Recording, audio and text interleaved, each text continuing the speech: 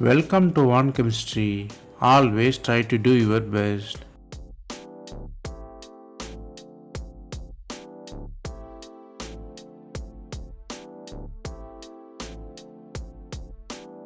Now, let us see about 100 concepts in organic chemistry. We are seeing it as episode. This is the episode number 79.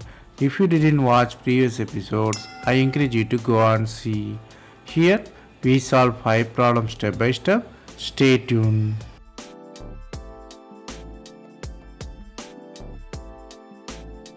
Let us see the first question. They given the 3 different alkenes there. The first one is with 6-member ring, second one is with 4-member ring, third one is with 3-member ring. They are asking correct order of CC stretching frequency, basically FTIR spectra. So you have to find which one is higher, which one is lower, which one is on middle. From the question of 3 different alkene and stretching frequency, you might realize the question is really about ring size versus stretching. The answer is C. Let us see how. Here 3 different alkenes are given. Basically the variable thing is ring size. So there should be a correlation between ring size and stretching frequency. Normally smaller the ring size, higher the stretching frequency. Here the bond angle is decreased from 6 to 3-member ring. The bond angle of 6-member ring is 109, 4-member is 90. And the bond angle of cyclopropane is 120. Basically what really happens is it converts from the sp3 hybridization to pseudo sp2 hybridization. It's a kind of another hybridization with more s character. What really happens with more s character? It is more electronegative, so low bond strength, higher will be the stretching. So smaller the ring size, higher will be the stretching. So if you look at the rings here, third will be less. So it will have higher one, then come second, finally come third. So the answer is clearly C there. Here the concepts you have to learn here is smaller the ring size, higher will be the stretching frequency.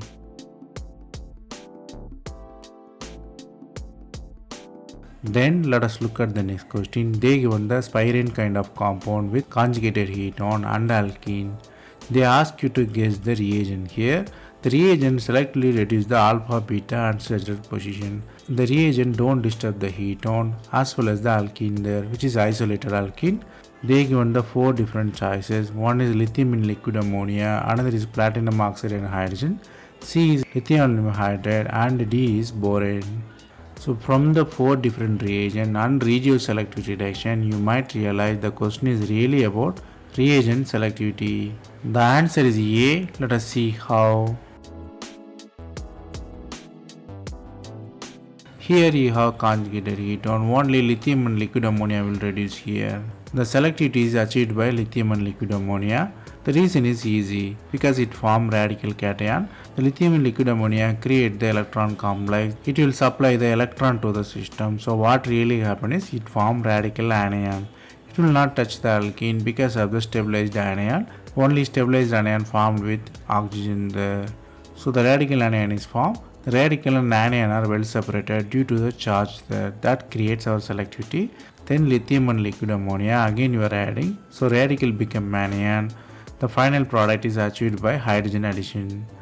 So then heteroenol tautomerism you have final product. So the answer is clearly A there, lithium and liquid ammonia. Here the B2H6 selectively reduce the double bond, so it is not our answer. Then lithium aluminum hydride reduce the carbonyl, that is also not our answer. And palladium, oxygen and hydrogen only reduce the alkene, it is called Adams catalyst. Here the concepts you have to learn here is lithium and liquid ammonia reduce in the conjugated way.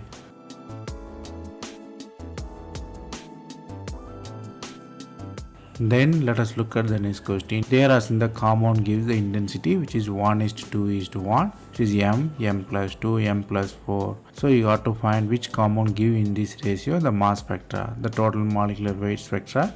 So you have to find it. A compound is dibromotoluene and B compound is toluene with metapara bromochloro substitution, and the third one is with orthometachlorine substitution, and the fourth one is with same toluene with chloro and fluoro substitution.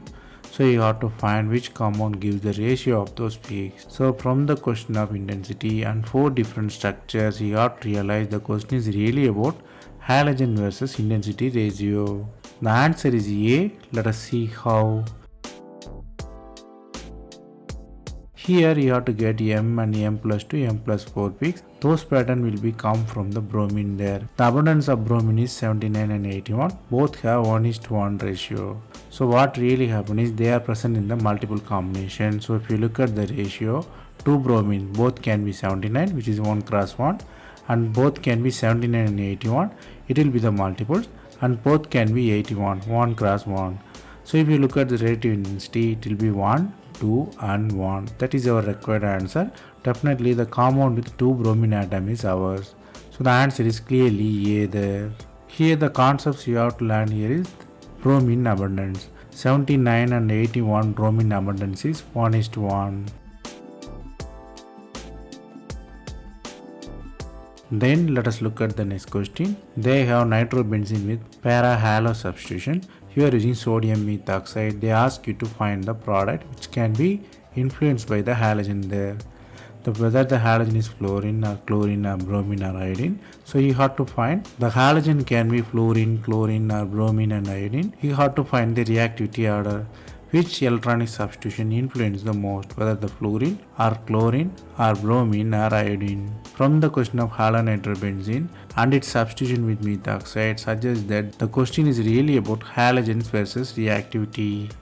The answer is B. Let us see how. Here, once you know the mechanism, the answer will be easy. The mechanism here is addition elimination mechanism. The first step is methoxide added to the structure, then it will be eliminated with X there. Then X will be eliminated. That's why it's called addition elimination. MEO add, X leaves there. Here the intermediate is important. The intermediate is anion there. You have alternative atoms, fluorine, chlorine and bromine and iodine. Fluorine with higher alternativity, iodine will be the least one. Since the anion is formed, electron withdrawing group stabilize the anion. Hence fluorine stabilize more than chlorine, then bromine and iodine. That will be our trend there. So if you look at it, our answer is B. Fluorine is first, then comes chloro, then bromo, finally iodo. Here the concepts you have to learn here is addition elimination mechanism, and the intermediate here is anion. Then let us look at the next question. They given the chiral compound with 2 chiral center. It is an acid. The compound has multiple groups: acid, bromine, alcohol and alkyl groups. So you have to find the configuration of those. You have to find whether they are R or S. Whether both are R, both are S, or it can be R and S. So from the question of chiral compound and its configuration, you have to realize the question is really about 3D structure and its importance in configuration. The answer is D. Let us see how. Here the chiral compound is there. I named it as A and B. If you look at it, first we will see B carbon. B carbon hydrogen is backside, so no problem for us. So if we give the priority, first one will be alcohol, second one will be acid, third one will be methyl, and fourth will be the hydrogen there. So the arrangement is clockwise and you have configuration of R there. If you look at the A carbon, bromine gets higher, then the acid group, then the side chain with alcohol, finally hydrogen. Here the catch, hydrogen is on front side, so the configuration is reverse. So anti-clockwise become clockwise, so you have R configuration. So both are R configuration. So the answer is clearly D, 2R and 3R. Here the concepts you have to learn here is hydrogen position decide the configuration. The hydrogen back side means real configuration. Hydrogen front side means the inversion of configuration.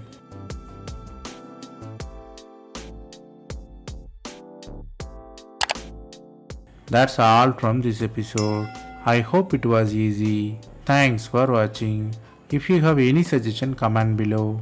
Stay tuned for next episode.